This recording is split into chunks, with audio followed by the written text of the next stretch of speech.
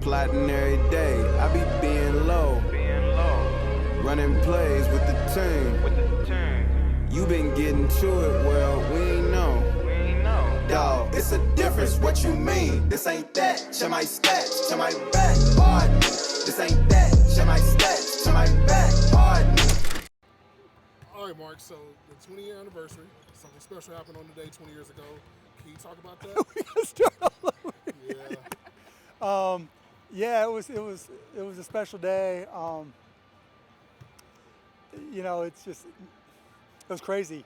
It was like I was like a little kid in a candy store, and someone just giving me the keys to the whole candy store. The stuff I did back then too.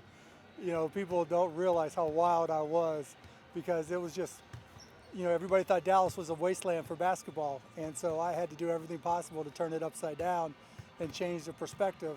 The stuff I used to do, just screaming and yelling, and not just like in the game. Like I'd run up and down the aisles of Reunion Arena trying to, trying to get people all excited and fired up, and you know, get into it, and just everything. We used to have these concerts after the games, KC and the Sunshine Band, and people would come at the end of the fourth quarter, you know, just to see KC and the Sunshine Band.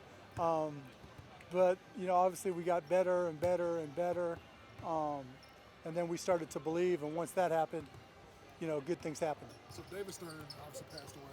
Rest in peace to David Stern. Obviously, there's a relationship there between you and him, and obviously you coming into the league, he was already a big part of this league and making it a global game. Can you talk about David's impact? Yeah, David was amazing. I mean, I wouldn't be the owner unless he got me in, because most of the owners didn't want me in. They just thought I was some asshole that was going to change the game for everybody. And he just said, no, we need something different.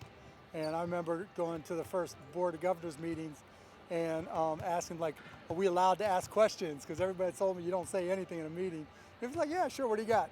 And I just started ripping and going and going. And I mean, there were times when I had other owners yelling and screaming at me, shut the F up, and David was always there to back me up. And even if we didn't agree with each other, we respected each other. And you know, everybody's got their stories about David Stern, but you know, he was always great to me. We would argue and stuff, but it was like he was never intimidating to me, or you know, maybe he raised his voice once or twice, but I certainly did just as many times. It was just great. He was just, you know, I loved him to death. He mentored me. I learned a lot from him.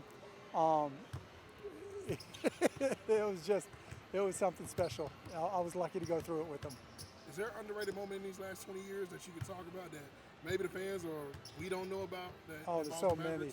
Yeah, there's so many. Good and bad, up and down. We're going to stick to good because this is a good day. Yeah.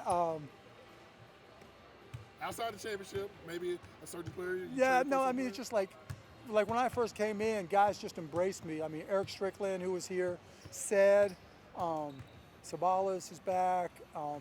Just all the players were like, let's go, let's turn it around. And, you know, and there were times, I think I've given 3 locker room speeches in 20 years, maybe 4. And every time I gave a speech, we lost. So that's probably the best every single time. Locker room speech. Yeah, locker room speech. Last time I think was like 2009 or something like that in Sacramento. And oh yeah, there's just all kinds of different moments.